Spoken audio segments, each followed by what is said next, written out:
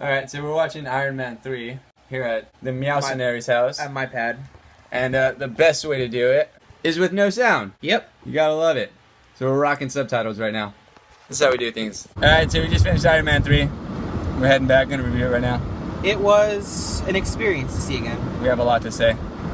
And most of it is okay. We'll see.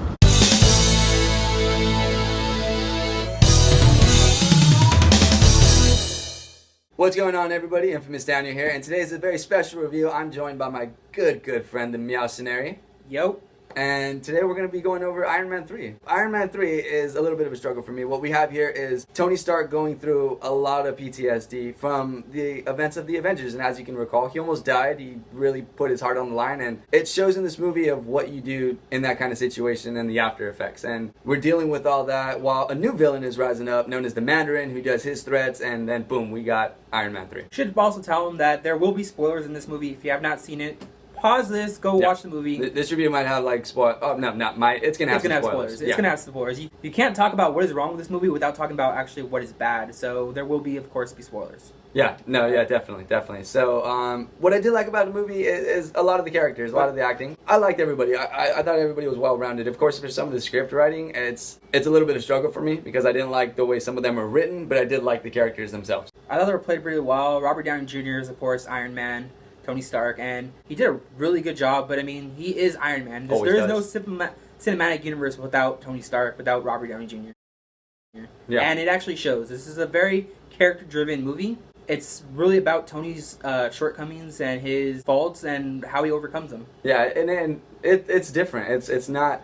This movie isn't filled to the brim with action sequences. It's not mind-blowing when it comes to that kind of stuff. I mean, you got a couple of them, but it is grounded. It's more focused on characters, and it's shown a lot more than it is in the other movies.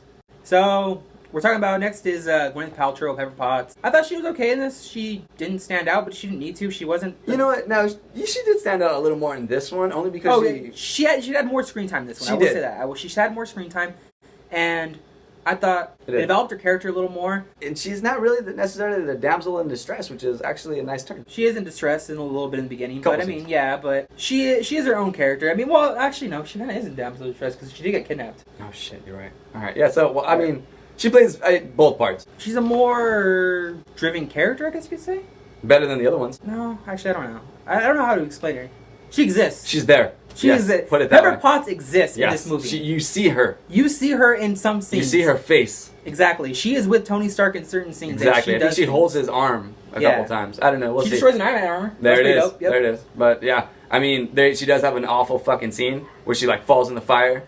And don't even get me started. Yeah, it's terrible, dude. I mean, you pointed it out to me, and you pointed it out quickly because it was just that bad. Yeah, once I pointed it out to you, I think it kind of ruined that part for you. It really did. I was like, oh shit, dude, really? It was the glass breaking sequence. Yeah, so she falls in the fire, and she ends up walking out, and like nothing wrong. I mean, she's got the Mirakuru in her? Yeah, she got that Mirakuru from Arrow in her, and so she's we had to use it. Yeah, so she's like immortal apparently. I guess so. She has like no injuries and her clothes are perfectly fine. I guess they must have got hit with the serum. Best type of sports bra and sportswear in the world.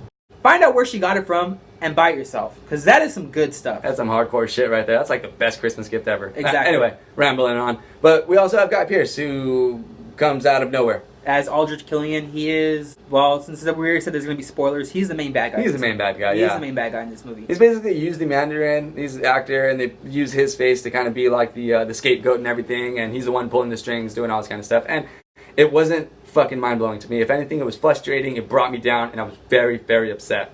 And I think you'll talk more about this later, but I think that was probably one of our biggest problems with it. And if we were to review this movie right when it first came out, you would have seen a lower score. Yeah, definitely. I think having had some time away from it and coming back to watch it again, I appreciated some things a little more. I appreciated a little more. I still think... we'll get into that. Yeah, it could have been changed. But we got some of the action scenes in this film that are pretty solid, too. It's like I said earlier, it's not drowning with action in this movie, but the times we do have it are pretty solid. Yeah, I thought the action sequences of the plane and both when Tony Stark's getting blown up, I thought those were really well done. Yeah, it looked sharp. The mansion scene was pretty sick.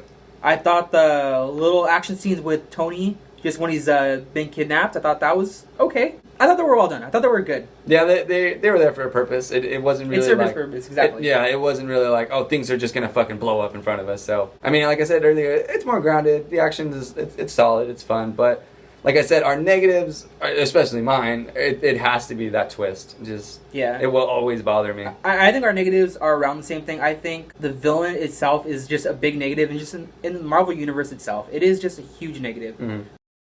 Itself is just a big negative, and just in the Marvel Universe itself, it is just a huge negative. Mm-hmm. There's just so much wrong with Marvel villains that it's just sad, because you have these characters that are really well developed. If you look back at their history and their comic books, they're solid. They're solid characters. I thought the Mandarin would have been a really interesting villain to go with, and I was just saddened by what they showed. Truly, I thought that it was just a waste of a character. Yeah, it was a touch hurtful. You know, it was like, dang, what happened? And then I don't know if you remember me coming to that theater, but I was just flat out fucking pissed. Yeah, I mean, I know I was pretty annoyed. I didn't, like I said, I would have given this a lower score. We'll talk about the score later, but I would have given this a lower score had we reviewed it right when it came out. Definitely.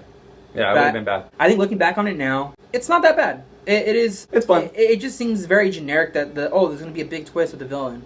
Yeah, it wasn't necessary. If you had either focused on Mandarin or even focused on Guy's character. If you would have focused on Killian or you would have focused on Mandarin, I think the movie would have been better overall. Yeah, there would have been more development. I think having the first half of the movie, you thinking that the Mandarin is a villain. Although, to be fair, his name was Killian, and we learned that early. And that is a villain name. That is a villain. His name is Killian. Yeah, all right, that's a villain name. That is a villain name. You knew right away that he was a bad guy in some form. I mean, like Killian, Killgrave. I mean, Marvel's got a thing with just that kill, man. Yeah. Yeah, definitely. So I will say, you kind of knew he was a bad guy, but still, there was never a character development. You split it between two people as being the Mandarin and Killian, and I thought that was just a waste. I don't think Marvel develops their villains enough where there needs to be two villains. I think you need to stick with one and truly develop that one. Yeah, focus. We see that in more movies with villains like Loki, who I thought was pretty well developed. Over the span of what, 3 movies? 3 movies though. Yeah. It took 3 movies for Marvel to get it right. 3. And I will say that is a big problem going forward that they really need to fix. Yeah. Definitely. I mean, what's kind of hurtful, though, is we know Thanos is out there. So you know Thanos exists. That's what's kind of hurtful, is this massive being, and we've seen glimpses of him, so everyone else is going to be kind of shitty compared to him, and it shows. Well, to be fair, Thanos is the big bad villain of the entire Marvel Cinematic Universe. That's and true. If you're watching this now, you will probably heard about the leaks footage, and maybe even seen the actual trailer if you're watching this later. Badass stuff, man. It is pretty cool, and you will see why he is such a badass villain, True. and why going forward there is some hope. Yeah, but they've faulted many times. Took a long time to get here. One of their big problems. Yeah, took a while. So what I had wrong with what I felt was wrong with the movie was actually just not so much the twist, just the villain in general. I thought it was really underused, and like we talked about earlier, it's a big problem in the Marvel Cinematic Universe. Definitely. I feel like, again, stick to one villain. Don't try to do these little twisting, because you're not giving either villain enough development for us to actually care. And I think that's a big problem. Like, Marvel does really well with their heroes, giving them time to shine, giving them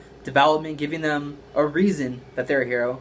But for these villains, it just seems so one note, so lackluster that very slapped on. Exactly. And I think that's a big problem. And I think that's probably why my score is going to be what it is. All right, so I think I'm going to give this a 7 out of 10. And the reason I'm giving it a 7 out of 10 is because I think it's an okay movie.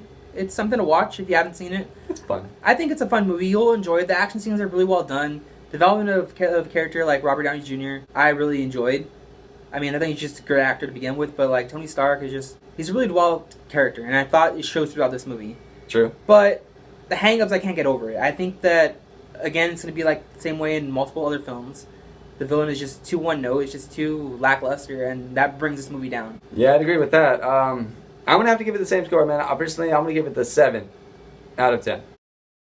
Like, it's there, it's fun. It did take time for me to really, like, appreciate it, but hadn't watched it before, if I would have scored it back then, it would have been like a 3, honestly. Yeah, I agree. Mine would have been a 5. Yeah, I do not think this would have held up. I think it holds up better after seeing it a while afterwards. Maybe the second or third time when you know everything. When I know everything, and when I'm not angry, just disappointed of what they did with their villain, I think I gave it a better score. How did you ask me when it first came out? I would have given it a 5. Yeah, it was bad. But that's it, guys. That's our review. That's our rant, talking about it. So if you like what you see, give us a subscribe or comment down below.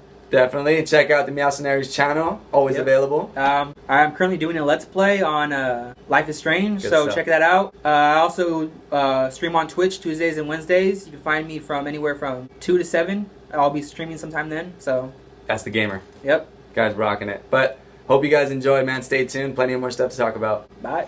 Peace out, guys.